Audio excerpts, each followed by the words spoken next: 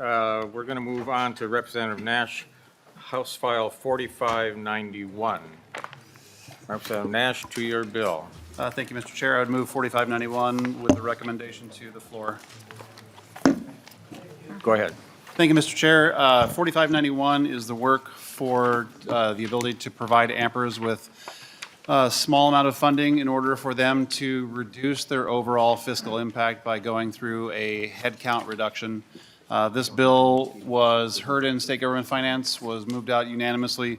And for those unfamiliar with AMPERS, I'll be very brief. If you've ever been in northern Minnesota and you got an Amber Alert or a tornado alert, or you've been in southern Minnesota and you got those same alerts, it's because of AMPERS.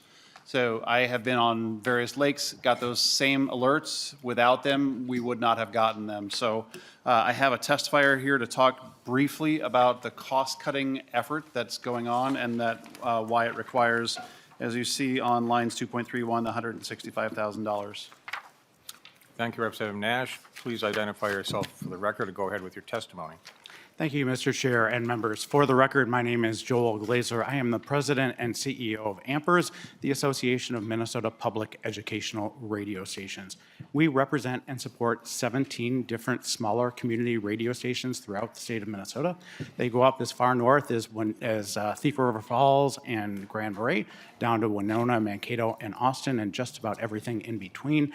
Very briefly, to clear up any confusion, we are not affiliated, nor do we receive funding from Minnesota Public Radio or Twin Cities Public Television stations. Collectively, we lost $3.5 million in federal funding. Some of those stations, that's as much as 50% of their operating budget. The cuts disproportionately impacted native stations and the stations in greater Minnesota. Some are in jeopardy of surviving.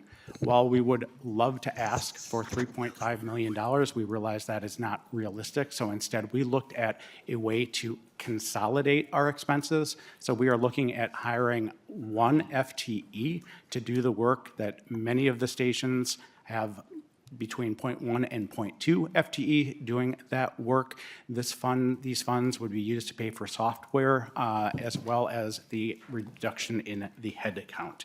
We are also asking to reduce the grant qualifications from 2.0 to 1.5 FTE.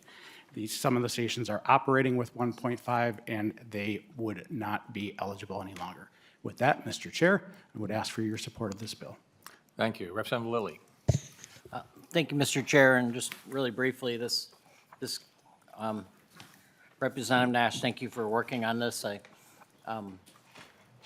sad the impacts of some of the stuff we've seen in the bigger bills in the national politics, but Mr. Glazer and these radio stations are incredible and do great work all over the state, so I really want to thank you, Representative Nash, for bringing this forward and working to help save these vital institutions. So thank you. Representative Gomez. Thank you. Just wanted to thank Representative Nash for bringing this forward. In addition to the some of the stations that he talked about, also my community is served by AMPERS stations, by KFAI and KMOJ and KBEM, which is a jazz station out of North High School. And, you know, these are just really amazing community institutions that do all kinds of things for all kinds of people. So thank you. Thank you. Closing remarks, Representative Nash. Thank you. The motion is that House File 3682, as amended, be referred to the General Register. All those in favor signify by saying Aye. 4591. aye. He just, Sorry, my fault. yep, wrong bill. I got my pages mixed up. We'll try again. I ask your forgiveness. Yeah. Motion is that House File 4591 be referred to the General Register. All those in favor signify by saying aye. Aye. Opposed by the same sign. That bill is on its way.